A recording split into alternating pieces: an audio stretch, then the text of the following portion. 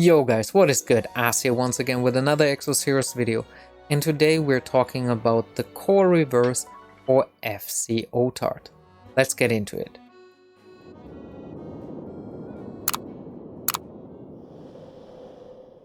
Alright, so we got the announcement that the Core Reverse comes up for FC Otard actually in just a couple of hours, and this one is a kind of weird one again. So let me quickly go over it. Counter, nothing got changed in her passive, and she got tagged on special effects. So similar as Burnivus, she just gets tagged on effects on her S1 and S2. And these ones both will deal double the damage if the target is affected with a status effect. And it will also remove that from them. If you look at it, just from the numbers, this S2 is the hardest hitting ability in the game.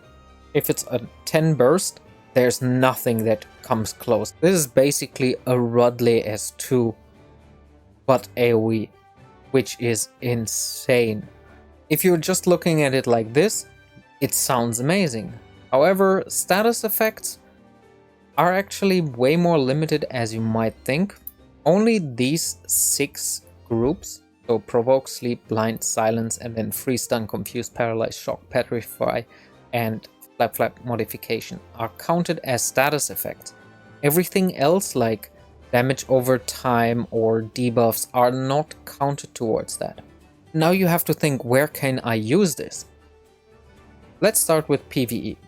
Most areas, so that is Core Raid, the Story Mode, Path of Trials, and Labyrinth, they are immune against these status effects. Flat out immunity, you cannot apply to any of the bosses. But that's where you need this extra damage, right? Because you don't need it usually on the mobs leading on towards it. Path of Trials might be a difference where you actually want to hit more on the mobs as well. But if you cannot kill the mobs, you will not kill the boss either. Okay, so next up in PvE, we have the challenge modes. This would be in all the 6 regular dungeons that you have, where you would use it as special dungeons. You can use it during Fire Day, which is good because Fire Day is one of the hardest ones. But Fire Day is also one of the hardest ones to get CC going. There's barely any units in Fire that have AoE CC. We have FC Any with a single target CC. We have Gutter with a single target thrust and a single target confuse for 3 turns. 3 turns, keep in mind, he's at 70 speed, he goes slightly after Otard and the enemy goes. We have Luke with a Provoke AoE, and he is slow. So he can provoke a single target with his S1. Okay, then Otard can go and single target one guy down. Great. And if the block goes off like at the right time, because it's 10 turns, this might be worth it. So Luke would be an option, and then that's it. This is it in Fire. So if you're not running Otard with Luke, you're not CCing your enemies. So you get the point. PvE, it's not worth it either, because you only have one unit that you have to run with him, with FC Otard, and most of the times your goal is not to build a CC heavy team. Your goal should always be increase your CP to allow you to do auto battles, right? Or quick battles, sorry. I can auto every of the Fire battles without issues already right now, without a single fail. I'm still not there for quick battles for all of them. Would the FC for Otard that I already have and doesn't add CP, would the change for her benefit me in any way? I don't think so, at least not in PvE. Okay, enough rambling about PvE, let's go towards PvP.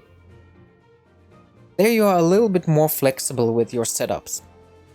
I believe that you have to use units that go very late in the rotation for it to be a proper setup because of how status effects and turns work.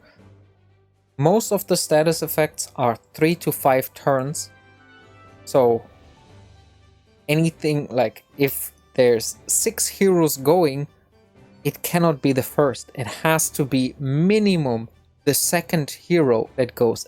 It's really harsh if you cannot place your effects continuously.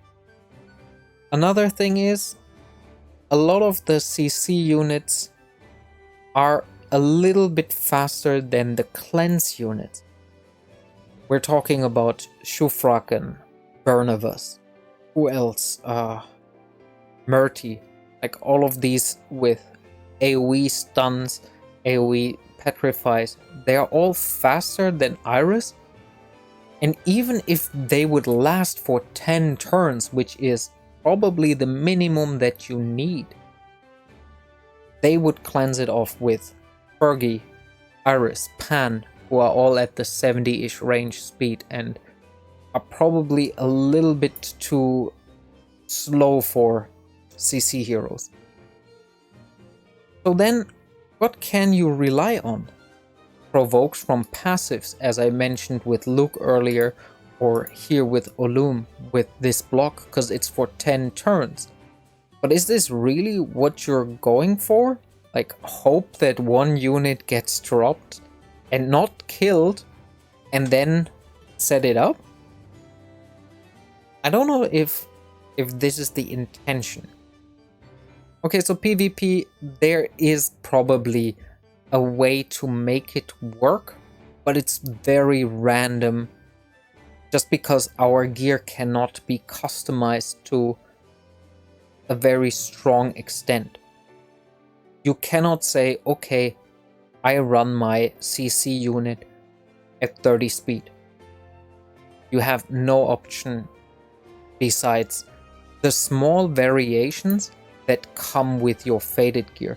So here you have this range, and what else? That's not really a range, that's less than 1 speed. And if you calculate this over all your 3 items, including if you re-rolled them and stuff, you're talking about 5 speed that you can change, but you cannot change it reliable, like all completely random.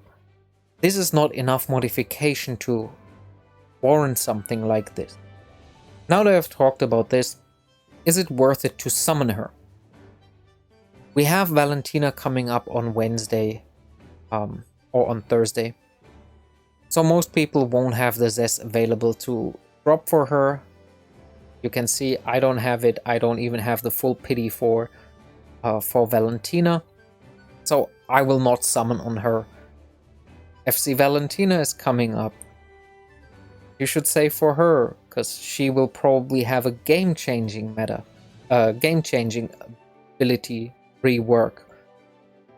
This is on Bernavus level, where they tagged something on that might make sense in the future, but we don't know. So for now, like, my honest opinion, don't summon for her, skip her, unless you have enough Zest to spend. She is great looking, but that's about it.